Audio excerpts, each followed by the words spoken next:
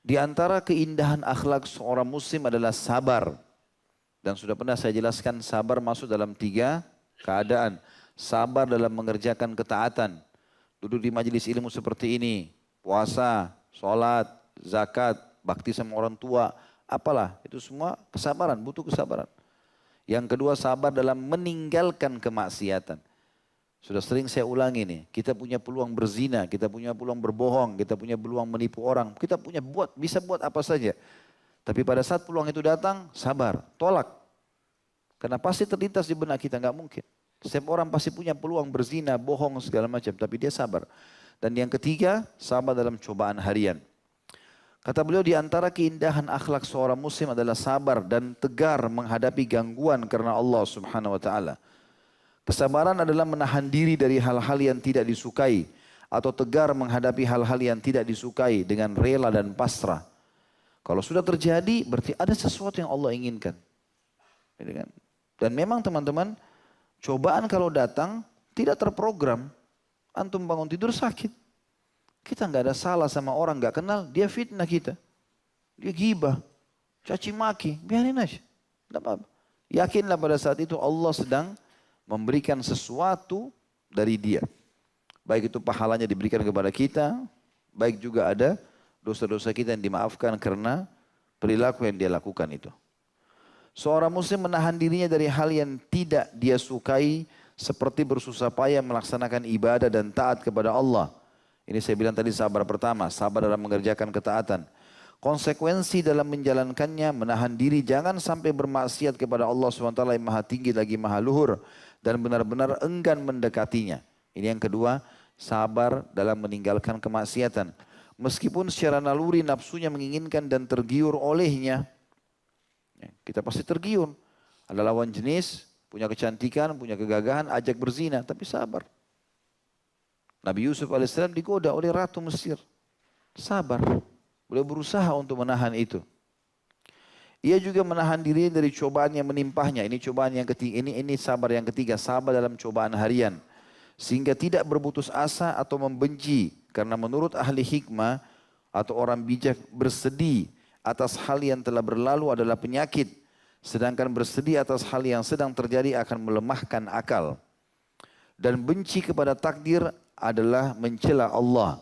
Zat yang Maha Esa, yang Maha Kuasa lagi Maha Perkasa. Dalam kondisi demikian, ia meminta tolong dengan mengingat janji Allah berupa balasan yang amat baik atas berbagai ketaatan yang disediakan bagi pelakunya berupa pahala yang berlimpah ruah dan ganjaran yang besar. Juga dengan mengingat ancaman Allah Subhanahu wa taala kepada orang-orang yang membencinya dan yang bermaksiat kepadanya berupa azab yang pedih dan hukuman yang keras. Serta mengingat dengan yakin bahwa ketentuan takdir Allah pasti berlaku. Dan sudah pernah saya jelaskan teman-teman sekalian, dalam kehidupan kita sehari-hari pasti saja akan ada cobaan. Ya, akan ada cobaan. Bedain antara cobaan dengan bencana, sudah pernah saya jelaskan itu. Kalau cobaan datangnya individu, kita sakit, diganggu orang, segala macam, perintah untuk mengerjakan ibadah secara pribadi, sholat, puasa dan seterusnya, perintah meninggalkan dosa-dosa, ini secara pribadi. Pasti kita diuji. Ada bencana, tidak akan terjadi kecuali karena dosa-dosa yang merata. Nanti kita akan bahas itu insya Allah. Karena kesabaran tanpa keluh kesah, itu termasuk akhlak yang diusahakan. Dan diperoleh melalui berbagai macam latihan dan perjuangan, maka seorang muslim selalu membutuhkan pertolongan Allah agar dianugerahkan rezeki berupa kesabaran dan juga memohon diilhami kesabaran dengan mengingat perintah-perintah yang ada dan pahala yang dijanjikan baginya. Seperti misalnya firman Allah SWT dalam surah Al-Imran ayat 200, ayat terakhir dalam surah Al-Imran. A'udzu billahi minasyaitonir rajim. Ya ayyuhalladzina amanu sabiru wasabiru warabitu wattaqullaha la'allakum tuflihun. Hai orang-orang beriman, bersabarlah kalian dan kuatkan kesabaran kalian itu, jangan setengah-setengah. Dan tetaplah bersiap siaga di perbatasan negeri kalian dan bertakwalah kepada Allah supaya kalian beruntung. Jelas di sini Allah suruh bersabar dan mengokohkan sabar, ekstra sabar. Gitu kan. Jangan bilang saya tidak bisa sabar, enggak, saya sabar insya Allah. Sebagian ayat Al-Quran menceritakan tentang orang-orang beriman sebelum kita mengatakan kepada orang yang mengganggu mereka, wala nasbiranna ala ma adzautumuna. Kami pasti akan sabar terhadap apa yang kalian ganggukan kepada kami. Karena kami tahu ini ada pahalanya. Juga dalam surah Al-Baqarah ayat 45 Allah berfirman, a'udzubillahi minasyaitonirrajim, wasta'inu bis-sabri was-shalah. Minta tolonglah kepada Allah dalam setiap menghadapi masalah di dunia dengan apa? Dengan duit, dengan bekerja sama orang? Enggak. Dengan sabar dan sholat. Kalau sudah datang cobaan, sabar. Disitulah puncak pahalanya. Bahkan kata Nabi SAW dalam hadis memberikan kita kata kunci, innamas sadmatu fil ula. Sesungguhnya rasa pedih itu hanya di awalnya saja. Hari-hari pertama, setelah itu sudah jadi biasa kok. Di situ sudah puncak pahalanya. Siapa yang menjaga lisannya kata sebagian salaf dari keluh kesah kepada manusia dari cobaan yang sedang Allah timpahkan, Allah muliakan dia karena dia bisa menerima apa yang sedang Allah ujikan. Seperti kita kalau lagi sekolah dikasih ujian, harus datang jam sekian, harus pakai baju ini, tidak boleh bawa buku. Ada peraturan-peraturan, kita nggak suka tapi kita tahu ini akan ada manfaatnya, menaikkan kita kelas. Ya. Kalau tanpa ujian tidak naik kelas. Diuji oleh Allah SWT, kalau kita berhasil ngisi semuanya pertanyaan-pertanyaan tersebut, lalui dengan kesabaran, ketenangan, maka kita akan naik kelas. Ya. Dalam ayat lain, dalam surah An-Nahl ayat 127 Allah berfirman, a'udzubillahi minasyaitonirrajim, wasbir wa ma sabruka illa billah. Bersabarlah hai Muhammad, dan tidaklah kesabaranmu itu melainkan dengan pertolongan Allah. Nabi Muhammad SAW diganggu di rumah tangganya, difitnah, dalam kehidupannya dengan sahabatnya, dalam perjuangan dakwanya, banyak sekali. Tapi beliau sabar. Juga disebutkan dalam surah Luqman ayat 17. A'udzubillahi minasyaitonirrajim. Wasbir ala ma asabak inna dzalika min azmil umur. Luqman menceritakan kepada anaknya dan Allah kekalkan nasihat ini. Dan bersabarlah atas apa yang menimpahmu. Enggak ada gunanya kamu teriak-teriak. Karena sudah terjadi. Setiap terjadi masalah teman-teman ingat 6 huruf ini. Solusi. Jangan tanya lagi kenapa terjadi. Karena sudah terjadi. Enggak ada gunanya. Kata Nabi SAW kalau terjadi sesuatu pada kalian sudah terjadi. Jangan katakan kalau seandainya. Karena kalimat kalau seandainya atau lau membuka pintu syaitan. Tapi ucapkanlah qaddarallahu wa ma syaa fa'al. Allah sudah takdirkan dan Allah melakukan apa yang dia inginkan. Sudah. Setelah itu solusi, jalan keluarnya apa? Karena kita teriak-teriak nggak ada gunanya. Sekarang kita pulang rumah, rumah kita kebakaran. Yang kita harus pikirkan 6 huruf, solusinya. Kebakaran sekarang. Padamkan api, itu solusi, bukan yang lain. Kalau kita teriak-teriak, suara kita habis, rumah kita habis. Nggak dapat apa-apa. Atau orang begitu, nangis-nangis. Habis semuanya, nggak ada gunanya buat dia. Jadi kita harus tahu solusinya apa. Kita keluar dari rumah, dari masjid, sendal kita hilang. Cari nggak ada. Solusinya sudah selesai. Beli sendal baru, sangka baik dengan Allah. Kalau itu mungkin Allah mau saya ganti sendal baru. Sudahlah, sedekah. Selesai. Beli sendal 50.000 habis urusannya. Ribut, sendalnya hilang 1 minggu di kantor dibahas masalah sendal hilang. Nggak selesai-selesai. Bahkan kalau lewat masjid itu, masjid ini sendal saya dicuri. Padahal yang salah pencurinya bukan masjidnya. Tidak ada hubungannya. Dia hilangkan pahalanya sendiri. Toh juga sendalnya sudah pasti hilang. Biar juga dia ngamuk-ngamuk tidak kembali. Jadi nggak ada gunanya sama sekali. Makanya kata Luqman kepada anaknya, dan bersabarlah atas apa yang menimpahmu. Sesungguhnya yang demikian itu termasuk hal-hal yang diwajibkan oleh Allah. Karena pasti terjadi. Dan solusinya cuma sabar. Enggak ada yang lain. Kalau sudah terjadi masalah, sabar. Enggak ada yang lain. Dan sabar sudah pernah saya jelaskan definisinya. Menerima keputusan Allah dan mencari jalan keluar. Sabar bukan elus dada duduk manis. Tidak. Tapi sabar adalah menerima keputusan Allah lalu kita ikhtiar mencari jalan keluar. Lalu ayat yang paling mulia berhubungan dengan sabar adalah ayat ini. Mengucapkan kalimat istirja. Teman-teman tentu sudah hafal dalam surah Al-Baqarah ayat 155 sampai 157. A'udzubillahi minasyaitonirrajim wa basyiris sabirin.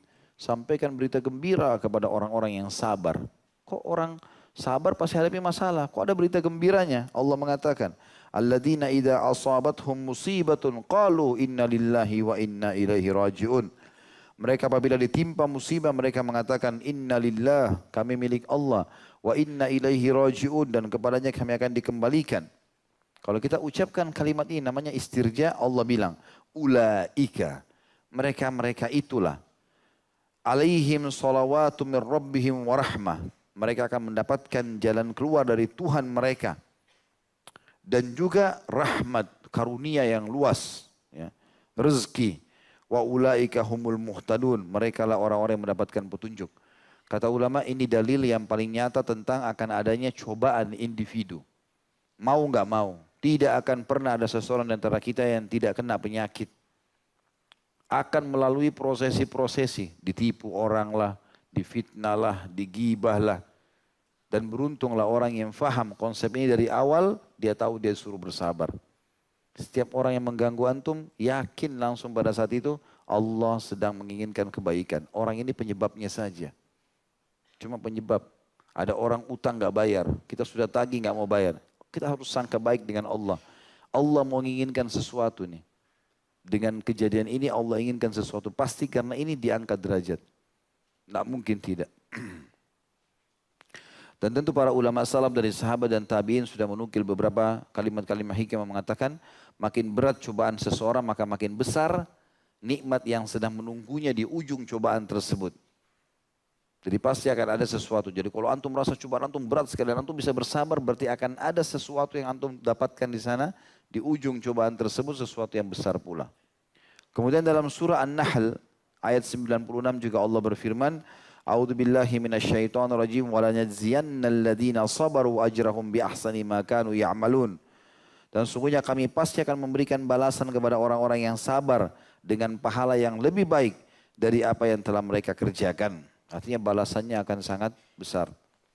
Juga dalam surah Sajdah ayat 24 Allah berfirman, A'udzu billahi minasyaitonir rajim tentang orang-orang sabar akan diangkat derajatnya, bahkan dijadikan pemimpin-pemimpin di muka bumi. وَجَعَلْنَا مِنْهُمْ أَئِمَّةً يَهْدُونَ بِأَمْرِنَا لَمَّا صَبَرُوا وَكَانُوا بِآيَاتِنَا يُوقِنُونَ. Dan kami jadikan di antara mereka dan pemimpin yang memberi petunjuk dengan perintah kami ketika mereka sabar dan mereka meyakini ayat-ayat kami. Juga Allah menyebutkan tentang tidak adanya batas daripada pahala sabar nanti hari kiamat dalam surah Az-Zumar ayat 10. A'udzu billahi minasyaitonir rajim innama yuwaffas sabiruna ajrahum bighairi hisab. Orang yang sabar pasti akan mendapatkan pahala mereka tanpa ada batas. Jadi tidak lagi nilainya tapi akan diberikan banyak sekali. Itu semua ayat-ayat Al-Quran yang menjelaskan tentang masalah sabar. Kita akan masuk teman-teman sekalian dari hadis Nabi alaihi salatu wassalam berhubungan dengan akhlak sabar ini. Sabda yang pertama adalah sabda Nabi SAW riwayat Imam Muslim nomor 223. As-sabru nur. Sabar itu adalah cahaya atau pelita kehidupan. Kalau sudah bisa sabar, sudah luar biasa. Itu adalah pelita kehidupan. Juga dalam hadis yang lain, riwayat Bukhari nomor 1469, kata Nabi SAW, "Wa may yasta'fif yu'iffahullah, wa may yastagni yughnihillah." وَمَنْ يَتَصَبَّرْ يُصَبِّرُهُ اللَّهُ وَمَا أُؤْتِيَ أَحَدٌ عَطَاءً خَيْرًا وَأَوْسَعَ مِنَ الصَّبْرِ. Barang siapa yang berusaha menjaga diri, maka Allah akan menjaganya. Dia tidak mau terjumus pada haram, Allah mudahkan dia untuk meninggalkan yang haram itu. Barang siapa yang berusaha merasa cukup, maka Allah akan mencukupinya. Kalau dia sudah merasa cukup, dia tidak mengemis, maka Allah akan buat dia cukup. Barang siapa yang berusaha bersabar, maka Allah akan menjadikannya bisa bersabar. Dan tidak ada seorang pun yang dianugerahi sesuatu yang lebih baik, lebih sempurna, lebih dia butuhkan, lebih daripada diberinya kesabaran. Hadis ini riwayat Muslim nomor 2999. Maaf, Imam Bukhari 1469. Juga Nabi SAW memuji orang mukmin karena kesabarannya dalam masalah yang dihadapi. Sebagaimana sabda beliau, ajaban li amri mu'min, li amril mu'min, inna amrahu kullahu lahu khair. Walaysa dzalika li ahadin illa lil mu'min in asabathu sarra'u syakar fakana khairan lah wa in asabathu darra'u sabar fakana khairan lah. Sangat menakjubkan perkara orang-orang mukmin itu.